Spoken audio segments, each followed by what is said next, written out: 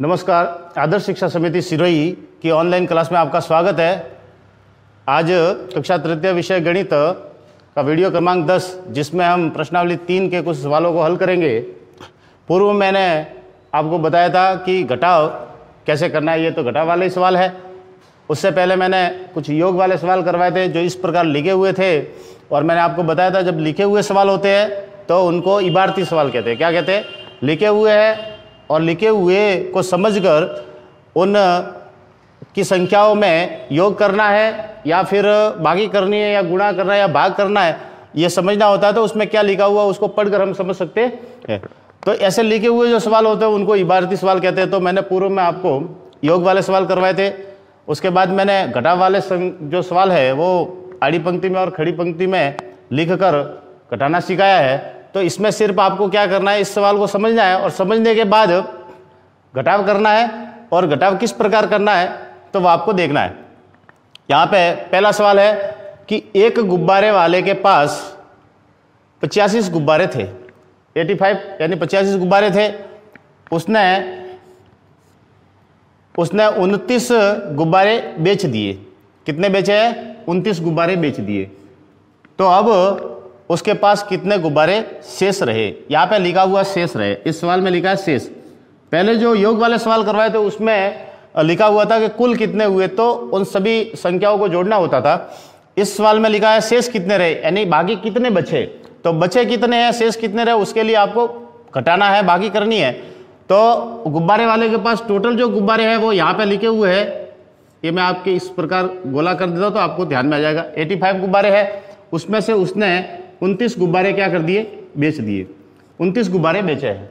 तब इतने थे कुल उसके पास, और उसमें से उसने इतने बेचे हैं। तो सीधी सी बात है, शेष रहे तो घटाव करना है। घटाव किस प्रकार करना है तो देखो, हल के रूप में लिखना है आपको। सवाल जब भी हल करो तो इस प्रकार लिखे हुए सवाल हो, नीचे लिखना है हल। और तो गुब्बारे वाले के पास कुल गुब्बारे क्या लिखोगे? कुल गुब्बारे। तो कुल गुब्बारे कितने थे वो संख्या लिखी हुई है, ऊपर देखकर आपको लिखना है। तो 85 कितने गुब्बारे थे? 85 यानी 85 गुब्बारे थे। टोटल गुब्बारे वाले के पास 85 थे, और उसने उसमें से बेचे है वो 29 गुब्बारे बेचे है। तो बेचे यहाँ पे लिख सकते हो, बेचे गए गुब्बारे। इस प्रकार भी आप सवाल को लिखकर हल कर सकते हो। आपको समझ में आएगा कि ये बेचे हुए और ये कुल है। अब बेचे गए गुब्बारे इस 85 के नीचे लिखना है, और नीचे लिखने के बाद आपको घटाना है। तो यहाँ पे 29 है, तो इकाई वाला अंक जो है वो इकाई के नीचे उतरेगा, और दहाई वाला अंक जो है वो दहाई के नीचे उतरेगा। ये पूर्व मैंने बता दिया है। तो 9 है, 9 जो इकाई वाला अंक है वो 5 जो पहली संख्या है 85 उसके 5 इकाई वाले अंक के नीचे उतरेगा। तो इस प्रकार उतारना है 9, और दहाई वाला अंक 2 है तो दहाई वाले के नीचे उतरेगा इस प्रकार। तो ये 29 गुब्बारे जो है वो एक गुब्बारे वाले ने बेच दिए। अब बेच दिए तो शेष कितने रहे आपको क्या करना है? घटाना है। तो यह आंसर में आ जाएगा कि शेष गुब्बारे जो बचे हैं वो लिखना है शेष गुब्बारे। इस प्रकार लिखकर आप सवाल हल करोगे तो सही होगा। अब देखो इधर 85 में से 29 गुब्बारे को घटाना है, क्योंकि ये बेच दिए। कुल इतने थे, इसमें से ये बेच दिए, यानी उसके पास नहीं, अब गए। तो गए तो घटाना है कि कितने बचेंगे वो, या 85 में से 29 को घटाना है। तो इकाई का अंक 5 है, इकाई में से इकाई को घटाना है। तो इकाई में से इकाई को घटाएंगे तो यहाँ ऊपर 5 लिखा हुआ है, नीचे लिखा 9। आपको पता है कि जब छोटा अंक होता है तो छोटे में से बड़ा अंक नहीं घटता। ये पूर्व में बता दिया आपको। जब नहीं घटता हो, क्योंकि ये छोटा अंक है और ये बड़ा अंक है, तो छोटे अंक में से बड़ा अंक कम नहीं होता या घटता नहीं है। तो हमें क्या करना, दाई में से एक उधार लेना है, हासिल के रूप में लेना है। तो यहाँ दाई में से एक जब इधर लेते हैं तो दाई का जब एक इधर लेते हैं तो वो क्या इकाई में कितने जुड़ते हैं? 10 जुड़ते हैं। कितने जुड़ते हैं? 10। तो जैसे ही एक दाई हो गया यानी 10 इकाई होगी, तो इकाई के साथ जुड़ेगी तो 10 और 5 ये हो जाएंगे आपके 15। कितने हो जाएंगे? 15। और यहाँ पे एक जब हमने ले लिया है तो यहाँ पे एक कम करना है, तो 8 का हो जाएगा 7। इस प्रकार ये खाली लिखा है मैंने आपको समझाने के लिए। ये जो ऊपर लिखा समझाने के लिए, बाकी ऐसा लिखना नहीं, डायरेक्ट भी आप कर सकते हो। तो अब आपको 15 में से 9 घटाना है। तो 15 में से 9 सामान्य है, घट जाएंगे, क्योंकि 15 बड़े अंक है और 9 छोटा अंक है। तो घटाने के लिए आपको सामान्य विधि उंगलियों पर गिनकर मैंने बताया था, कुछ वस्तुओं को गिनकर बताया था। और ऐसे नहीं हो तो सरल विधि है लाइनें खींचकर, तो 15 है तो 15 के लिए आपको 15 लाइनें खींचनी है। तो देख लो इधर 15 के लिए 15 लाइनें 1 2 3 4 5 6 7 8 9 10 11 12 13 14 और 15, ये 15 लाइनें हैं, यानी 15 इकाई है, 15 अंक है, ये 15 हुए, 15 लाइनें यानी 15 अंक हो गए। अब 15 में से आपको 9 अंक घटाने हैं, तो 9 अंक के लिए 9 लाइनें घटा दो, एक घटा दी, 2 3 4 5 6 7 8 और 9, इस प्रकार 9 अंक हमने घटा दिए। तो शेष कितने रहे वो गिनने आपको, 1 2 3 4 5 और 6। अब शेष जो रहे हैं वो 6 रहे हैं, और जो यहाँ से यहाँ तक जो है वो 9, ये क्या कर दिए हमने माइनस कर दिए। 9 अंक 15 थे, कुल 15 थे और 15 में से 9 घटा दिए, कम कर दिए, तो यहाँ पे अपने पास 6 अंक शेष रहे। तो इकाई वाले के नीचे, इकाई वाले अंक जो है ना उनके नीचे अपन इसका उत्तर लिखेंगे 6, तो ये 6 शेष रहे। अब आपको पता है कि 15 में से तो अपन ने ये इकाई वाला करा, यहाँ पे दही में एक उधार ले लिया तो यहाँ पे 7 बचे, 8 नहीं है, ये जो 8 लिखे हुए वो 8 नहीं है, अब 7 है। तो 7 में से आपको क्या घटाना है, 2 अंक घटाना है। तो 7 दाही है और ये 2 दाही है, दाही के स्थान पे, इसलिए 7 दाही का मतलब 70 हो गया और 2 दाही का मतलब 20, यानी 70 में से 20 को घटाना है। अब एक दाही के लिए एक लाइन खींचनी है, तो 7 दाही के लिए अपन को 7 लाइन खींचनी पड़ेगी, 1 2 3 4 5 6 और 7 लाइनें खींची। अब 7 में से आपको 2 कम करनी है, यानी 2 को घटाना है, तो 2 दाही को घटाएंगे, 1 और 2 को घटा दिया। अब शेष कितनी रही वो इसका आंसर होगा 1 2 3 4 और 5, तो 5 अपने दाही जो है वो शेष रही, तो दाही के स्थान पर 5 अंक आ जाएगा।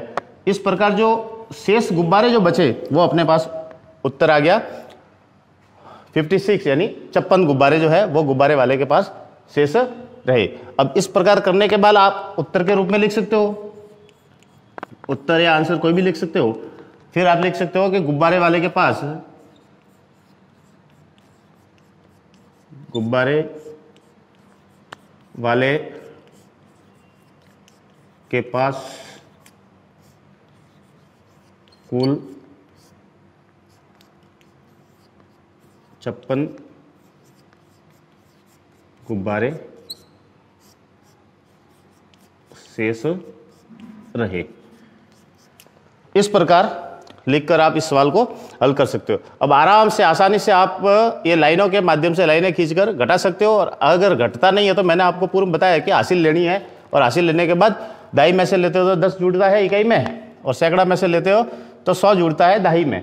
इस प्रकार जोड़कर आपको उसको घटाना है। चलो ये पहला सवाल हो गया। अब आपके पास दूसरा सवाल है। दूसरे सवाल में लिखा हुआ है कि सीता के पास 125 रुपए थे। सीता के पास कितने रुपए थे? 125 रुपए थे। उसमें से उसने 65 रुपए खर्च कर दिए। कितने रुपए खर्च कर दिए? 65 रुपए। तो बताइए अब उसके पास कितने रुपए शेष रहे। अब क्या है कि जब सीता के पास पैसे थे वो 125 रुपए, उसके पास कुल पैसे थे 125 रुपए, और जब वो खरीदने गई, कोई सामान खरीदा होगा तो उसने क्या कर दिया, 65 रुपए जो है वो खर्च कर दिए। अब खर्च कर दिए तो फिर उसके पास कितने बचे हैं, इसका मतलब आपको यहाँ पे भी बाकी करनी है। शेष बोला है, यहाँ शेष जो लिखा हुआ है इसका मतलब है यहाँ आपको बाकी करनी है, तो घटाना है। अब घटाना कैसे? इसी प्रकार जो पहला सवाल किया है वैसे का वैसे आप नीचे लिखोगे हल, और हल करके लिखोगे कि कुल रुपए जो सीता के पास थे वो थे 125। कितने थे? 125। ये लिखे हुए 125। तो कुल रुपए तो 125 थे, उसने खर्च कर दिए, खर्च किए।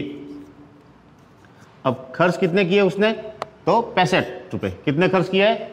65 रुपए खर्च किए। तो 65 रुपए। अब याद देखो ये 3 अंक है, इकाई, दहाई, सैकड़ा, और ये 2 अंक है। जब घटाते वक्त जब संख्या उतारो या जोड़ करते वक्त संख्या उतारो तो सबसे पहले क्या करना, इकाई वाला अंक इकाई के नीचे उतारोगे, दहाई वाला दहाई के नीचे, और अगर सैकड़ा के नीचे नहीं है तो नहीं उतारना है। सैकड़ा वाला सैकड़ा के नीचे, लेकिन कोई अंक नहीं है तो नहीं उतारना। अब देखो यहाँ पे 65 में इकाई का अंक 5 है, तो इकाई के नीचे ही उतारना है। 125 में इकाई का अंक 5 है, तो ये 5 के नीचे ही आएगा इकाई का अंक। फिर 65 में दाई का अंक 6 है, और 125 में दाई का अंक 2 है, तो 6 को 2 के नीचे ही उतारना है, न कि 100 सैकड़ा के नीचे। यहाँ एक जो सैकड़ा के स्थान पे है। अब 62 में सैकड़ा का अंक है ही नहीं है, तो आपको यहाँ पे कुछ नहीं लिखना है, इसी प्रकार 125 लिख के 65 लिख के घटाना है, लेकिन इकाई वाला इकाई के नीचे उतरेगा, दाई वाला दाई के नीचे उतरेगा। इस प्रकार ये ध्यान नहीं रखा और यहाँ से लिख दिया, अगर शुरुआत में ही आपने लिख दिया तो ये जो 6 है वो सैकड़ा के स्थान पे आ जाएगा, तो ये आपका सवाल गलत हो जाएगा। तो इस प्रकार नहीं लिखना, इकाई वाला इकाई के नीचे, दाई वाला दाई के नीचे, सैकड़ा वाला सैकड़ा के नीचे, जिसके नीचे नहीं है तो वहाँ कोई अंक नहीं लिखना है और फिर हल करना है। इतना ध्यान रखोगे तो आपका सवाल कभी सही गलत नहीं होगा। अब आपको क्या करना है, घटाना है। तो 125 तो कुल रुपए थे उसके पास, उसने खर्च कर दिए 65 रुपए, तो 65 को 125 में से घटाना है। अब घटाना क्या, इकाई वाले में से इकाई वाले को अंक को घटाना है, दाई वाले अंक में से दाई वाले अंक को घटाना है और सैकड़ा वाले अंक में से सैकड़ा वाले अंक को घटाना है। तो यहाँ पे 125 में 5 इकाई का अंक है, 65 में भी 5 इकाई का अंक है, तो दोनों 5 है। तो 5 में से जब 5 घटाते हैं तो कुल कितने बचते हैं, ये आपको लाइन खींच के कर सकते हैं, या फिर दोनों अंक समान है तो समान है तो वो जो समान अंक घट गए तो 0 बचेगा, कुछ नहीं बचेगा।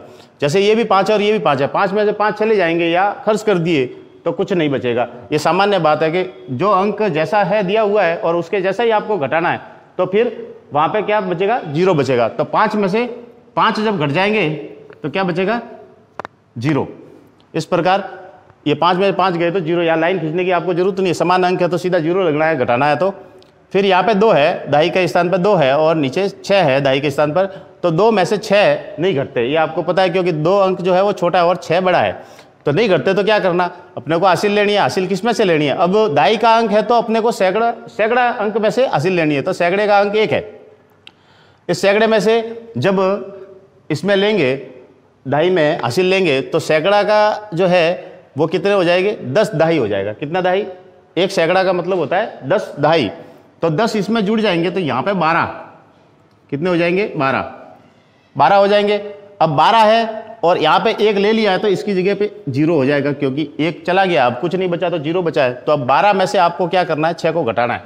अब सीधी सी बात है, लाइन खींचो, 12 के लिए 12 लाइनें, 1 2 3 4 5 6 7 8 9 10 11 और 12। अब 12 में से 6 घटाना तो 6 लाइनें आपको कम करनी है, तो करो 1 2 3 4 5 और 6। जब 12 में से 6 लाइनें कम कर दी, अब कितनी बची तो गिनो, 1 2 3 4 5 6 लाइनें बची है, तो दहाई के स्थान पर 6 आपको लिखना है। ये 6 लाइनें बची है तो 6 को आपको उसी के नीचे उत्तर में लिखना है 6। अब यहाँ पे सैकड़ा के स्थान पर 0 बचा, अंक तो बचा नहीं है और नीचे भी कुछ नहीं है, तो 0 में से 0 गया तो 0, तो इसका मतलब आपका आंसर जो आया वो 60 रुपया है। अब जो उसके पास जो रहे, तो सीता के पास जो कुल शेष रहे वो रुपए कितने, शेष बचे 60 रुपये। कितने बचे, 60 रुपये। इस प्रकार लिखकर फिर आप उत्तर आराम से उत्तर में लिख दो। अब ऐसे सवाल हल करने के बाद आपको क्या करना, ऊपर वाला वापस मिटा दो। ये खाली जानकारी के लिए मैंने ऊपर लिखा था, इसके ऊपर भी है, उसको भी मिटा दो। ये तो 85 में से 29 घटे तो 56 बचे, 125 में से 65 घटे तो 60 बचे। इस प्रकार ऊपर तो खाली जानकारी के लिए आपको कैसे हासिल लोगे और कैसे ये अंक जो है वो जुड़ जाएगा और ज़्यादा हो जाएगा और इसमें से घट जाएगा, ये है। तो उत्तर के रूप में आप लिखोगे कि सीता के पास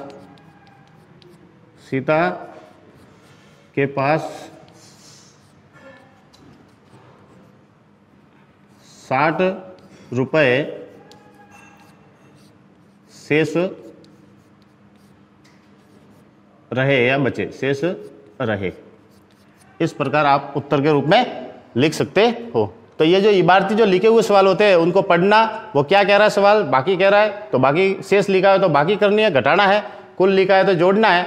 उसी प्रकार आगे गुणा वाले भाग वाले सवाल आएंगे तो मैं हल करवाता रहूँगा। आपको समझना है कि ऐसे लिखे हुए तो घबराना नहीं, आपको देखना है बाकी करनी है तो जो बड़ी संख्या इसमें जो लिखी हुई है ना, उसमें छोटी संख्या को घटाना है और इसी प्रकार कॉलम में ऊपर नीचे लिखकर आप घटा दोगे तो वो सवाल आपका सही होगा। इसके अलावा पुस्तक में जो सवाल है आपके, वो आपको गृह कार्य में करने हैं और मैं कुछ PDF के रूप में सवाल दूंगा, वो भी आपको घर पे आराम से बैठकर मिलाने हैं और हल करने हैं। धन्यवाद।